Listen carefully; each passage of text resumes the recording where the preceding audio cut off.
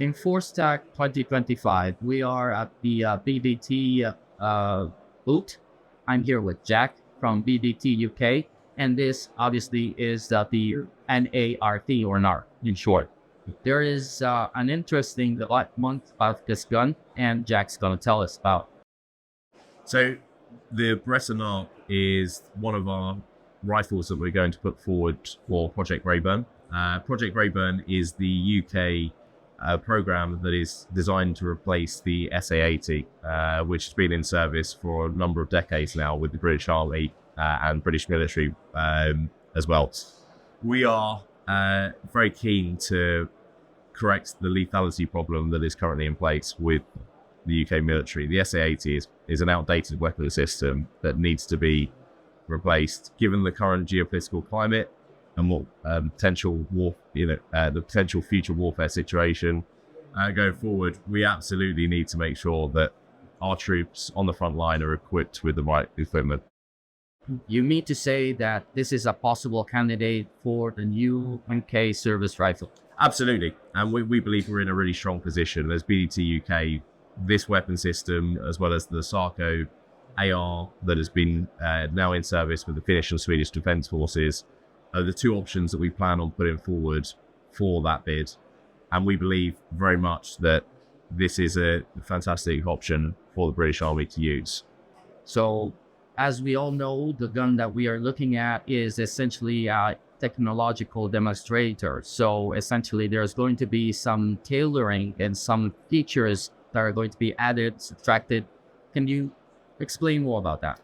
Absolutely. So in terms of the British Army's and British military's requirements, they currently haven't decided on the caliber in terms of what they're going to go forward with for the future weapon system. But we're in a good position where the new assault rifle platform is designed as one of a series of weapons that can be provided and produced in a number of calibers.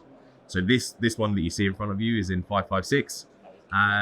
But we've already started developing a 6.5 Grendel, which has had fantastic feedback from specialist users that we've been jointly doing the development of the weapon system with. And we fully expect to see this in 7.62. Now, we can't comment on the UK MOD and what caliber is the right decision for them. But having looked across the rest of NATO countries like France, Sweden, Finland, they've gone with 5.56. We're ready to put this forward in 5.56, but we also have the adaptability to widen the caliber that go forward.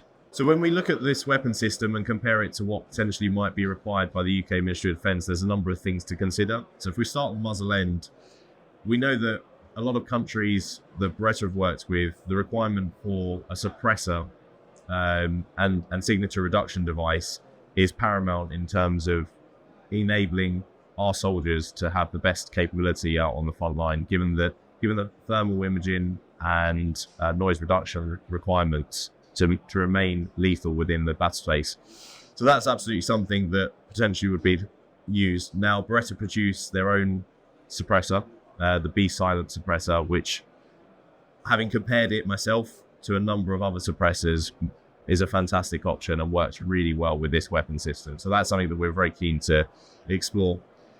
When we move backwards, you can see that it's a gas impingement system, so much like the SA-80, and works really well for the suppressed versus unsuppressed weapon system. Gives it that versatility of firing with a signature reduction device or without, and that's something we're very keen to put forward. If we move back, and this is where it really can start to change from a requirements perspective, is the optics that's attached to the weapon system. For Project Grayburn, we understand the optics to be very much a part of it. So not just the weapon system, but also the way in which target acquisition will take place for the frontline soldiers. Complete platform. Complete platform. So on here we have the T1XI, which is a red dot sight and fantastic for close quarters combat. This can be used with a 3x multiplier, again produced by Steiner, which is part of the Beretta Defence Technologies group of company. So everything comes from within house and has been optimized with these weapon systems, which is fantastic. Or there may be an LPVO required for dismounted close combat soldiers, which for Project Hunter I know was a requirement. and that's something that was used, we absolutely can put forward an LPVO as well, which opens the door in terms of the capabilities of the soldier on the ground. We very much feel that the optics are going to be the key component of Grayburn as much as the weapon system, and really need to be considered with great understanding for what the UK MOD require from that perspective. As we move back through the weapon system, completely ambidextrous controls. You can see the forward assist, that's made from polymer. That can be removed, so UK MOD, if they want it or not, we've seen some users want it, some users don't. That's absolutely fine. We can adjust that according to the UK users' requirements. And then when we move back through, so what we've really tried to do with this is the key aspects of an AR-15 and where they potentially may fail, we've tried to adjust from that. So this really isn't just another AR-15 platform. We've made some specific changes around this. Particularly when I talk through that, the T-lever, what we've seen is when cold conditions the weapon system is in, it's very difficult to make sure that they can actually make the working parts move. The first thing that usually suffers is the T-lever from that perspective, when people are trying to kickstart the weapon or trying to make the weapon system work as you would as a last resort. We've tried to make it as strong as possible, and rarely have we seen it break in testing. We've tried to put it through its paces from that perspective. Then finally, when we talk about the back end of the weapon system, you can see there's a telescopic stock on the weapon. The great thing about the new assault rifle platform is none of the working parts go into this, so we can absolutely put a folding stock on it. So when you're looking at a weapon system that might be used as a personal defense weapon with a folding stock, or going into and out of vehicles needing to be as low profile and short profile as possible, we've absolutely made sure that that is possible, and it's not going to be a limiting factor for the weapon system. So you can go from a real extended profile that's going to be great for the effective range of the weapon system to a real small one that's going to not inhibit you when moving in buildings, cars, or any other situation that requires a short weapon profile. I have a question in regards to the fire control group. Yes. So essentially, this is going to be a selective fire weapon. Are you going to go with 3 full auto, or is there any interest into limiting the amount of rounds the shot per single?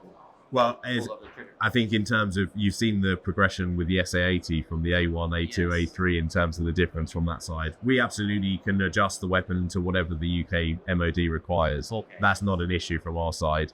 And that's something that we've worked on. It's just that this version, as you can see, is the way it's set up. So how far are we in the testing process of this?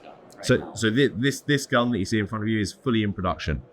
So the 5.56 is being manufactured as we speak, and is Beretta have worked closely with the Italian army on this. So absolutely, this is something that we can put forward today if required, much like the Sarco AR as well.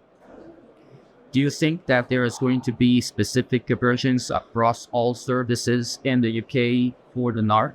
Yeah, absolutely. I think that the controls of the weapon system will remain the same, but I think looking at the way that future warfare will require and the needs of specific user groups and soldiers, I think absolutely this weapon will be seen in multiple variants. Things like barrel length, things like the way in which the folding stock or the telescopic stock is positioned on the weapon system. That's going to be absolutely something that will change according to the needs and requirements of the user groups.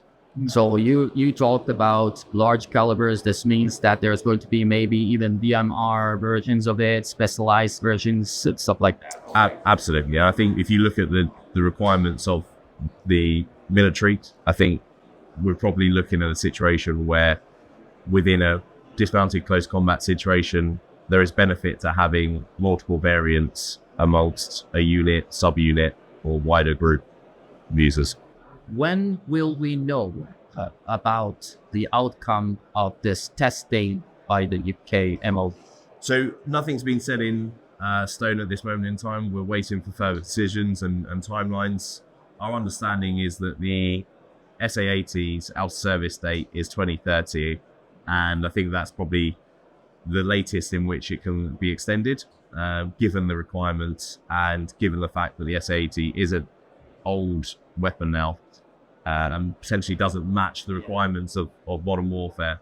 Things like having completely ambidextrous controls in a weapon system should be standard, but unfortunately the SA-80 doesn't have that. I used the SA-80 a lot during my military career, and it served me as well as it could, but I think the time has come for a new weapon system for the British military.